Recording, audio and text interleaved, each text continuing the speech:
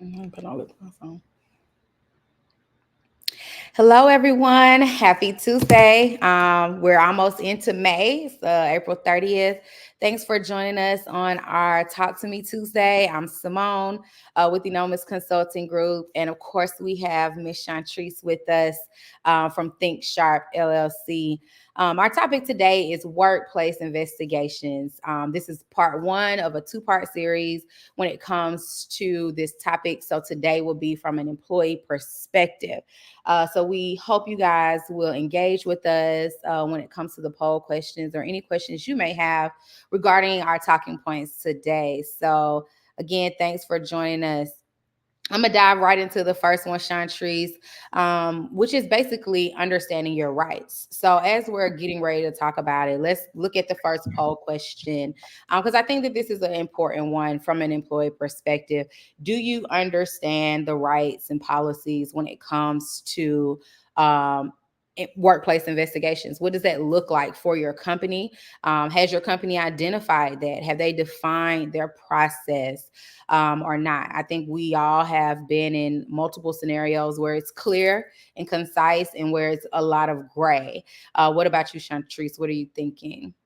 Yep, same similar situation. In the past, I think the organizations I've worked for have been very good about at least describing situations that people may face when it comes to discrimination or harassment in the workplace. That's why we do those annual trainings and all of that to at least be aware if that's happening to you. But I think the reporting processes, like you said, is always in the gray area because it's like, well, what if I'm having these issues with my manager? Then where do I go? Or, if I don't trust HR, where do I go? So I think understanding what that process is going to be crucial, and it makes employees feel more comfortable knowing that they can, they have someone they can confide in, and that they can share this information with. Because you have to be comfortable going to that person and reporting these things, right? So I think, like you said, it's very important to understand what that process looks like, and if it's impacting someone who's close to you, like your direct manager, who can you go to outside of that, and also report these incidents to. So understanding that, yes, is very, very crucial. I think so. And, depending on the company, I think from my experience with small businesses, it is a little harder because people wear a lot of different hats. So when your direct supervisor also sits in a higher management position or even in the HR department, there's a lot of blurred lines if that person is who you would like to, report something against, or vice versa. I think it's very easy to feel as though you're being singled out or possibly discriminated against when you work for a smaller company and you come across these issues because people wear multiple hats, or just the lack of clear hierarchy or how the office is actually being ran, who reports to who. These things can blur that space. And then I think for some scenarios in those smaller offices settings or smaller companies, it's understanding what is harassment versus discrimination versus personality and characteristic traits of the person, whether it's the manager, someone that's lateral to you, or even if there's a colleague that's in a different position in smaller environments that don't have clear hierarchy. It is very easy for that to be blurred, and you may feel a certain type of way, but do you understand what discrimination looks like? Do you know what the different classes that are protected look like? I think a lot of people don't know. They may not be familiar with the updates that have been done there. So Chantrice, run down our protected classes really quickly for those in the audience that may not be sure of what those are. So I'll stick to the high level ones. I feel like there's a long list, It at least from what I've seen. But what I've mostly come across, it has to do with race, it has to do with age, it has to do with disability. Like those are the most popular ones not popular. I hate to say popular. That's a terrible word to use. Those are the most common that I've seen. Yeah. So I age, think race, disability, gender, gender identification, which is a new or more updated one that is a protected class. And I think sometimes people don't realize where this scenario may fall, and how hard it can be to prove and justify if you can identify your scenario in one of those protected classes when it comes from a discrimination perspective. Now, harassment, completely different. That's why it's very important to pay attention at the top of the year, when your HR director or HR department is going over what harassment is. I think, unfortunately, harassment has been categorized as one or two things, between different genders that may or may not happen, but it's so many different levels of harassment nowadays, that you don't even have to be the primary person in the incident anymore. That can lead to a workplace investigation that you find yourself in the middle of, not knowing how you got here, and not knowing what to do. And so I think being able to recognize what harassment really looks like, and if you're even participating from the perspective of an employee, knowing, okay, Saturday's activities may not be best discussed in the break room, with my coworker that is like a friend, with other people that are also eating lunch. Because if someone finds themselves offended or someone just overhears your conversation, it can be a form of harassment if they find themselves offended based off of what happened. And it could be something very simple to you, but that you don't think is offensive, but could definitely be offensive, to someone else. But let's get that first poll question up before we change topics. Understanding of rights and policies. Let's see where we are.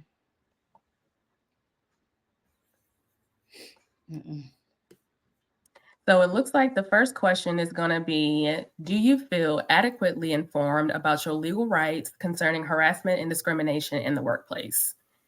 The first answer being yes, second, no, three, somewhat, and then the last one, not sure. Right. And feel free to, you can either write yes or 1 through 4 in the comment box. And we'll see what the audience has to say. I can tell you again, depending on, different places of employment, I would say somewhat would be, my response. Yeah, I would say somewhat, because again, sometimes you have an HR person that is extremely detailed and explains these things. And some of these things are, as an employee, being an adult and working in the workforce, that you should inform yourself about. And that it's not necessarily the responsibility of the HR director to run down all of the legalities, when it comes to those rights. You have to do some research as an individual and understand, what your rights are when it comes to that. And I think that kind of dives into understanding the importance of reporting certain things. I think, especially maybe not now, millennials are very transparent. The generation that comes after us is very transparent when it comes to what they like and don't like. Yes.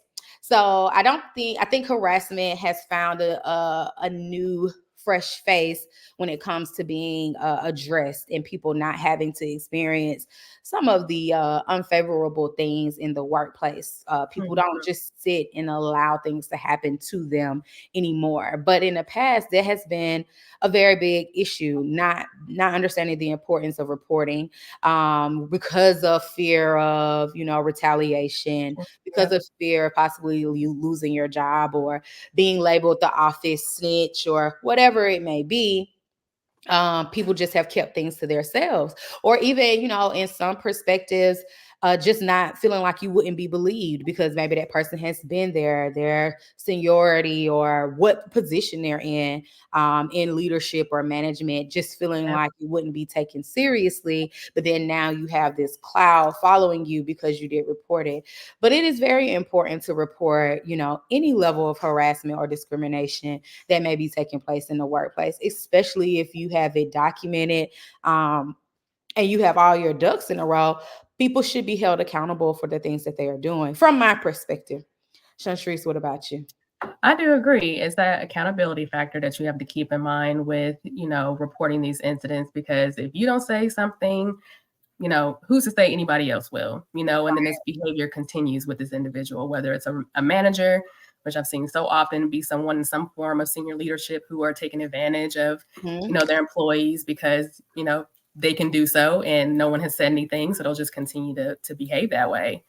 And like you said, Simone, documenting is so important because now you have this list of occurrences that have happened, date, time, witnesses who may have been involved as well, that you can go back and reference if you do decide to go ahead and move forward with filing a formal complaint or grievance. Right. And just understanding what that process is, it's definitely critical. I agree. And I think that may be one of the reasons in the past why reporting we found, from an HR perspective can be really low.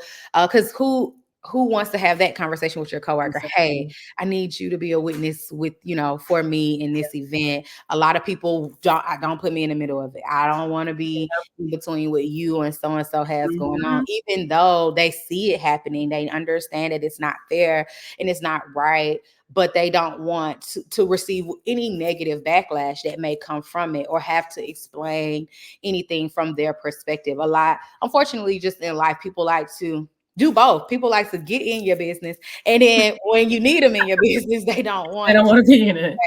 Which is just unfortunate in the workplace when it comes to these investigations, because it is what you can prove, and what you have the documentation of. And I've seen scenarios where had you had that strong witness or that colleague to give that insight, that a different outcome could have happened. But unfortunately, sometimes people don't want to involve and interject themselves when it matters, and that can be a problem. So it is important to not just understand how to report, but if something is happening, how to place yourself, avoid being in one-on-one scenarios with the person that is creating this harassment or discrimination. Put them in positions where they have to act like that in front of more people, so that you have a larger pool of people to pull from and to inquire with if you do need their help and their background.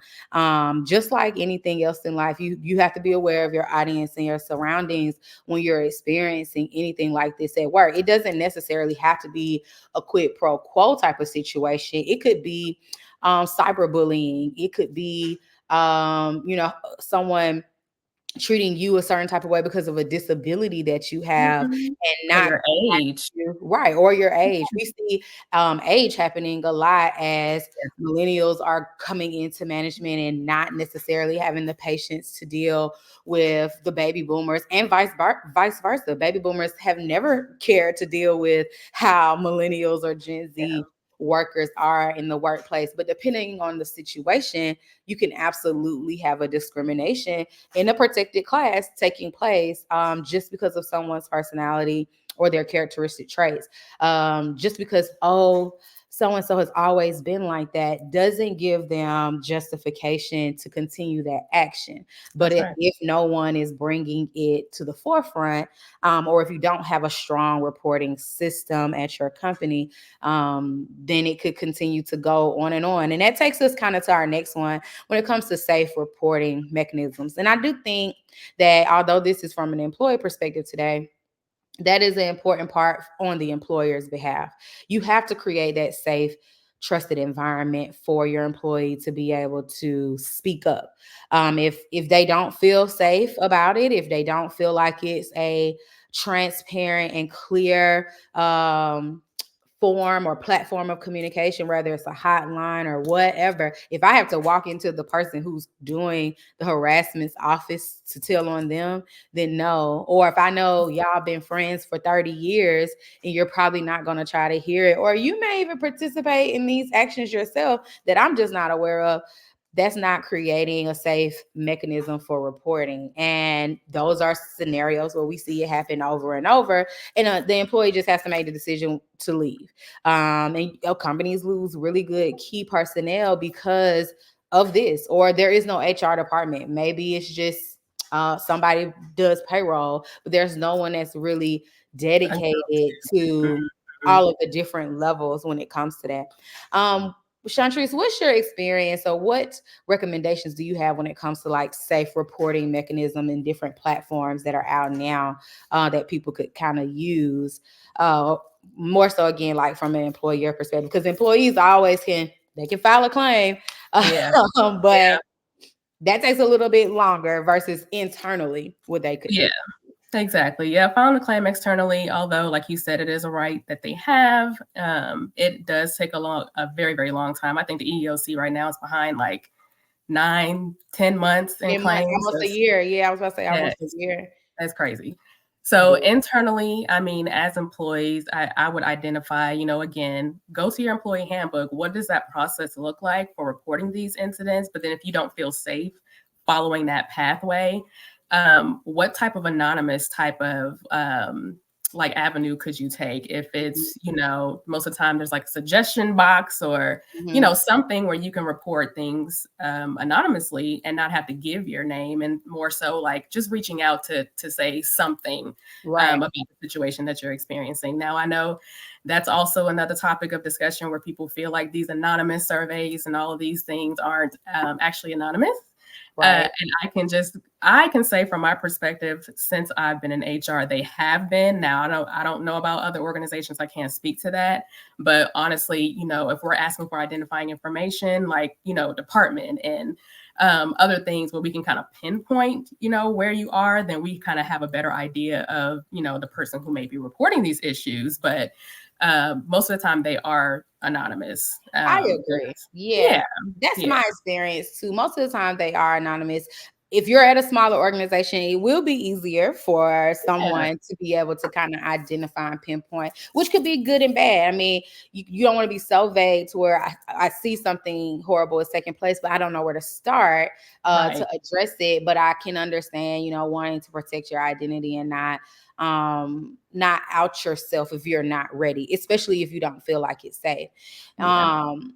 No, we're not encouraging you to put stickies on desk or on cars. I would not. Please don't do that. As a form of anonymous, we don't want you to do that. But again, back to what Chantrice said in the handbook, identifying, does that even exist? If it doesn't, can you pose that question? Hey, I just, we don't have a suggestion box. Is it possible for us to, move in that direction? All these forms, even Google form, allow you to respond anonymously. You don't have to link the email. You don't have to make those fields. So that again falls on the employer for creating that safe environment, that safe reporting process.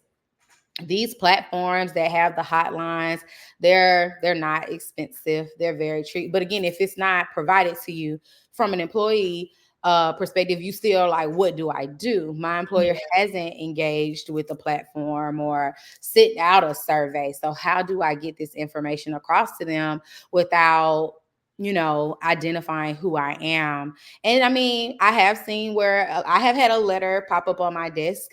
I mean, I know handwritings very well, so it was still kind of easy for me. But type it up, print it out, and see, print it at home, not print it at work. And, to at least bring awareness. This doesn't mean you harass the person that you're trying to inform, but just to bring some awareness so conversations can start. Sometimes it takes some things being said out loud for someone to self-reflect and realize, oh no, am I doing that? Again, I've always experienced most of the workplace investigations from a harassment perspective that I've had to deal with were weekend conversations, something you did, or even a personal phone conversation, but you're in a cubicle setting or a group setting that someone can overhear your conversation and felt offended by your perspective that had nothing to do with work at all. But understanding being aware of your surroundings and your audience, and not having personal conversations at work where again you may have enjoyed yourself, but that doesn't mean that everyone wants to hear about it or that they agree with what you participated in. So I think that those, again, that's just going back to understanding how that works, which kind of goes into like our next our next poll question, which it dives into the incidents of behavior. Have you ever witnessed or experienced harassment or discrimination at your workplace? We have yes, I have experienced it. Yes, I have witnessed it. No, or I prefer not to say. I've actually used this question at the big top of the year doing the harassment training and having just 1, 2, 3, 4 for the employees to kind of hold up. And to my surprise, a lot of prefer not to say, because people again like to stay out of it when it comes down to work. I don't want to say I witnessed or experienced because I don't want to be involved, or I don't know if any backlash is going to take place. And I mean, I expected more people to say 1 or 2 versus 4. What about you, Chantrice? I can honestly say I haven't had many people report it. And again, I think just based off of the organizations that I was supporting, they didn't feel as though anything would be done about it. And I say that because it did have to do with senior leadership. This person was very well liked, never got in trouble. So it was a situation where they were kind of like, I just have to ask a question. They came to me and just asked, does this sound like harassment? This person has been, it was like a situation where this senior manager was like constantly winking at him when they would go, just walk the floor.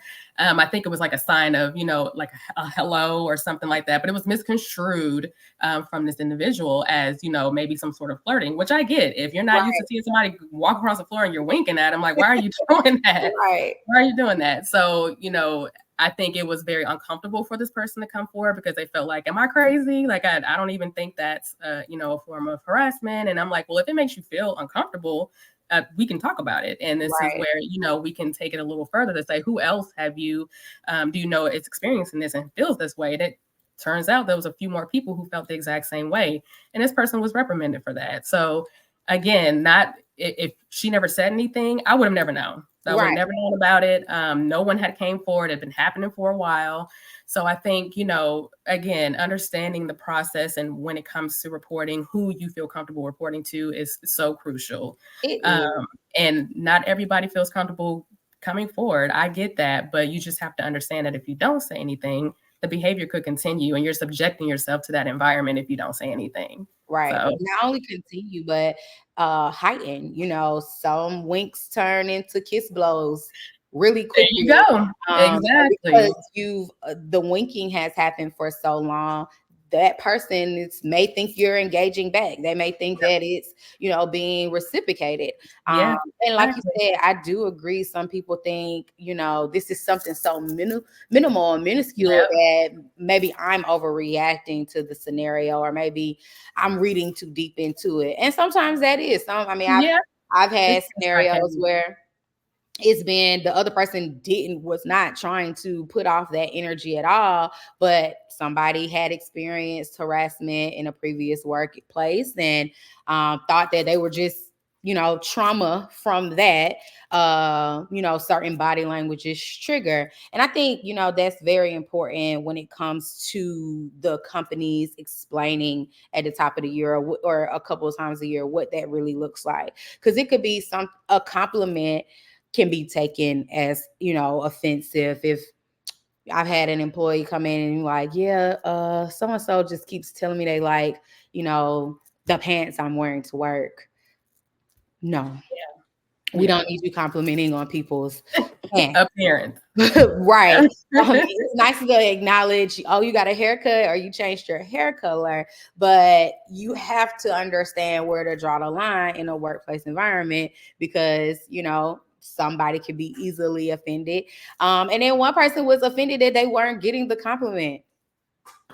Oh my God. So you do have those scenarios where it could be somebody dragging it into a whole nother lane where it shouldn't be because you're reading too far into it. But there is a root cause somewhere, and it's being able to identify if that root cause, the original compliment or comment or body language or suggestive behavior, is a form of discrimination or a form of harassment. I know we had an incident where there was a staff member that felt left out of certain events. Something very simple, doing the show your fifth grade picture, where this person no longer identified as the same way they were in the fifth grade. And they felt like they were being discriminated against when it came to the employee morale events that were Mhm. being selected or taking place because of that. Now, I know that wasn't the intent of the persons who made the decision to have that type of employee morale event. And I'm not even, I don't think they were aware that that person no longer identified as Right. that. So, but again, feeling safe enough to come have that conversation with me That's so that important. we could have a group conversation to figure Mhm.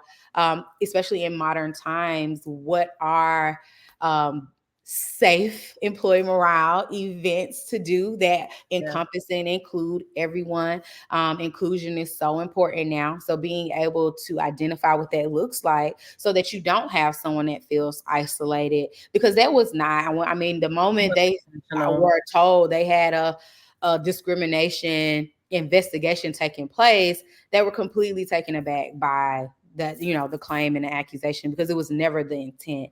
Yeah. But you just don't know until certain scenarios come up.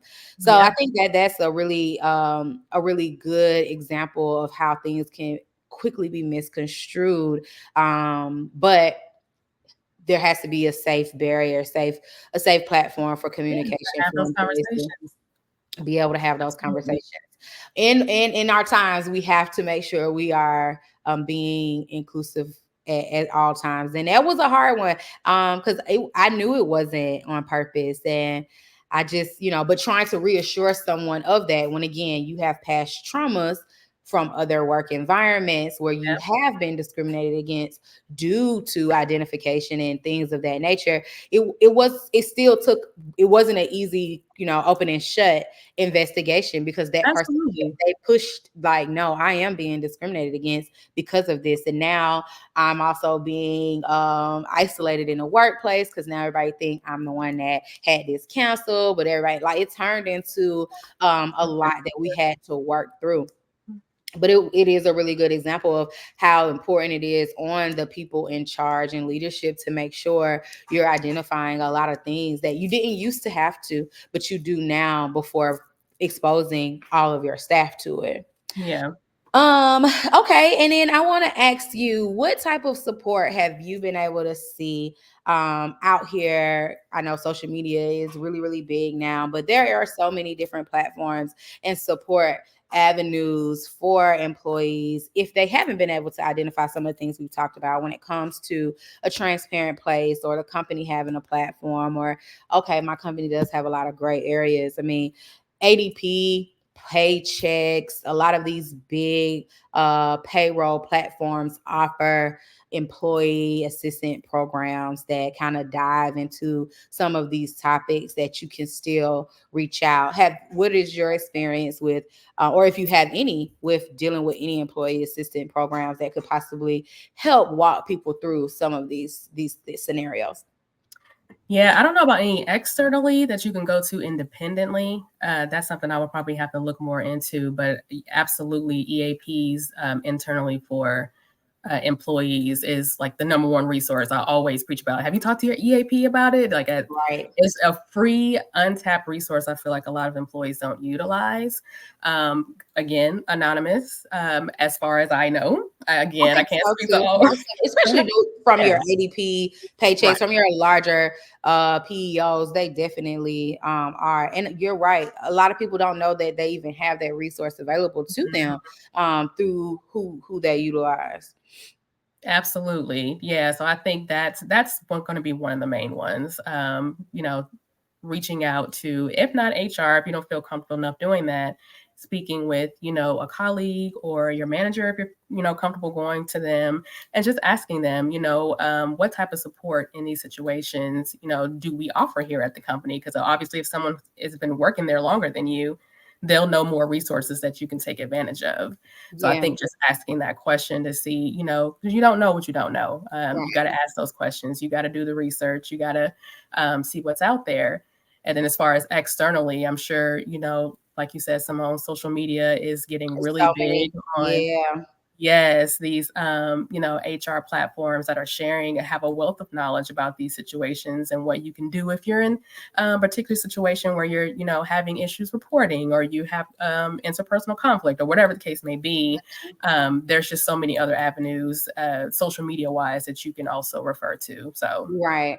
I don't want anybody you know, don't take to TikTok and put your employer on blast trying to utilize a oh, social I've media seen it. platform. I've But seen it. there It's are out so many things online that can kind of point you in the right direction. They may have a little humor and comedy behind them. there. Yeah. But they may drop a link, you know, in the bio or in the Yeah. that can help you or point you in a direction that at least gives you some information. Sometimes, again, as the employee, it's the earnest is on you to read and to see, am Yeah. I being violated? Am I reading too far into this? But does my scenario fall into any of these categories, because I'm unsure and I haven't experienced this before. You know, family and friends may be able to assist you. Maybe someone I else agree with that. has more resources, or someone they feel comfortable just running a question by or running a scenario by at work if you don't have that outlet or that platform. So I think support and resources are such a really good you know, avenue. You have to have them. If you can't find that inside of the company, you definitely need to identify that. If you're experiencing an investigation, because they can be lengthy, and they can be tense at times. So having the support, having the resources to kind of help you understand your processes, understand the paperwork that's coming across your desk before you sign it, knowing what you're committing yourself to or what you're acknowledging, is very crucial. I think we have a poll question about support and resources. If we could put that one up on the screen. Okay, here we go. Shantrice, you'll read this one for us. Yeah. So this one says, would you feel comfortable reporting an incident of harassment or discrimination to your HR or management? I think we covered this one a little bit already, but We have. if anybody gives feedback. So Right. are you very comfortable? I would love to see if you're very comfortable. I want to know what you're doing, or what HR is doing to make you feel very comfortable. Somewhat comfortable, not comfortable, or not applicable. Yeah, I would love to see the engagement on that one too. I think we kind of had an offline, and we'll end our talk today right here in this conversation, this topic. You know, HR has gotten such a negative tone over the years, as far as not being the liaison and the advocate for the employee, or people just not understanding the role of HR in the department, because, like you said, they are still an employee of the company as well. Yeah. So they are still limited to certain things, but knowing that that person takes their job seriously and they have created the proper avenues creates comfortability. That goes back to company culture and a lot of other aspects that dive in and go into comfortability. But a lot of people don't feel comfortable going to HR. They don't think anything will be done, or they don't think that their perception or their perspective is going to be heard. HR is going to automatically side with whoever is in management or whoever the employer is versus hearing them. And that's not always the case. There are a lot of HR professionals that want to be your advocate. They want to know what is going on so that they can take certain scenarios to the necessary person in leadership to have them address. But if they don't know, you know, how can they help you? But they have to be able to create that culture, that safe Absolutely. space. And like I said, that goes back into so many other topics and conversations that we have had, when it comes to workplace culture. It's the starting point, and it trickles down in every aspect, and even down into workplace investigations and just the reporting spot. We can't even get to the the investigation if I can't get it reported. Yeah. And again, it's to help you, but you have to feel like that's what that person is. I have had experiences where, HR has been pleasant and I knew I was going to receive what I needed. So I don't have that past trauma of a bad experience, but I know some people have, or again, you've heard someone else have a bad experience and you just don't feel comfortable. What about you, Chantrice? What have your experience Similar been? experience. I've had pretty supportive HR professionals in my network when I was working in corporate. I always felt like they did their best to advocate for employees who did come forward and report these incidents. But like we were saying earlier, we're still employees too at the end of the day. So we are making decisions that are, based off of what's best for the company and what's best for, the employee as well, to mitigate any type of risk of, this employee possibly pursuing a lawsuit or anything like that. We have to look at all that. We have to make sure we're looking at the bigger picture. Not to say that, what you report isn't important, but it's, what are you reporting and what's the backup documentation? Do you have that timeline of events? Do you have any witnesses, so we can really understand what is going on? That way we can be the best advocate for you, so we can go and say, this is what's happening. This person is a problem. It's repeated incidences, whatever the case may be. I think that's very important as well, to keep that in mind when reporting to HR. Absolutely. And we can end on that note. I think, that just goes back to having your ducks in a row. If I'm going to advocate for you, I need you to have it together. Same way you would do if you were suing your neighbor for a tree falling on your house or whatever the situation is. You would have your pictures. You would have the conversations. Somebody recorded y'all out there in that front, y'all talking. Something has happened. So I need everything that you have to back you up, because that is my job. And I'm going to recommend the best practices, and they're going to get the best recommendation from an HR perspective as to how to handle it. Ultimately, that decision doesn't always lie in the hands of HR. And I think a lot of people most of the time it doesn't that. Actually. Yeah. Right. We're not the say all end all when it comes to what disciplinary actions go out, who they go out to. But we do typically get the blame one way or the other. But if you have done everything within your power and your realm to present your information during your investigation, I would hope that your HR representative would do everything within theirs to make sure they're presenting it. And then sometimes you have to, again, we've discussed taking that self-evaluation and being able to identify. I've already struggled with understanding this company's parameters around these topics. They have a lot of gray areas that haven't been addressed. They haven't provided a safe space or a platform for me to report or anything, or identify a way to anonymously present this information. So looking at that, is this a place that I want to work for? Exactly. Because employers should, at the bare minimum, a lot of those things should be checked off that list.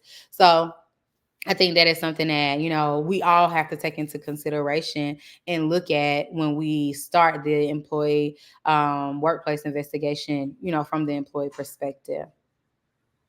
I agree. Well, yay. Well, thank you all for joining us. Like I said, this is part one of a two-part series. The next set will dive in from the employer perspective, because I think that is really good to see what the HR representative is having to do from the employee perspective, from the employer perspective, so that again, how to have your ducks in a row, because the direction, or a general direction, of where the employer will be coming from. So join us again for part 2. We thank you always for your participation. Have a great one. Thank you, everybody. Bye. Bye.